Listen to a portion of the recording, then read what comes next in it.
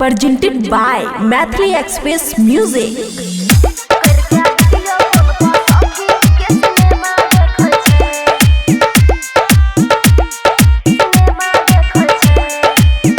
खुशी recording studio Baluaha. गेलै जब से बाहर सैया हाल चाल पूछै छै। गेलै जब से बाहर सैया हाल चाल पूछै छै। करके वीडियो कॉल पर सखी गे सिनेमा देखै छै। करके वीडियो कॉल पर सखी गे सिनेमा देखै छै। गेलै जब से बाहर सैया हाल चाल पूछै छै। गेलै जब से बाहर सैया हाल चाल पूछै छै। करके वीडियो कॉल पर सखी गे सिनेमा देखै छै।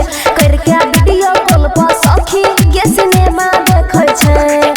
डीजे गीत मधुबनी डीजे करके वीडियो कॉल पर सखी गे सिनेमा देखै छै। सिनेमा देखै छै। करके वीडियो कॉल पर सखी गे सिनेमा देखै छै। दिलवा के लाला साने कहियो पुराबै छै। केतनो बोलाबै छियै घरे नहीं आबै छै।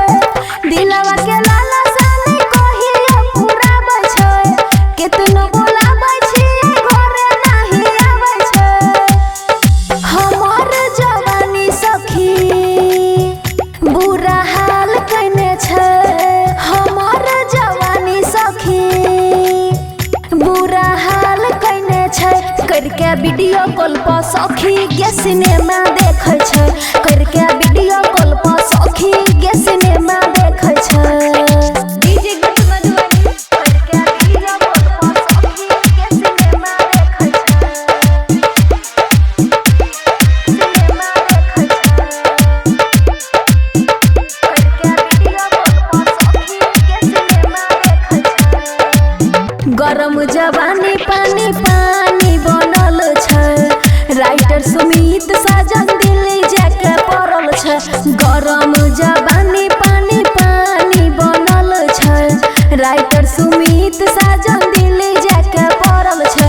चंदनिया मन योजित सखी नहीं टहल सुनै छै। चंदनिया मन योजित सखी नहीं टहल सुनै छै। करके वीडियो कॉल पर सखी गे सिनेमा देखै छै। करके वीडियो कॉल पर सखी गे सिनेमा देखै छै। खुशी रिकॉर्डिंग स्टूडियो बलुआहा।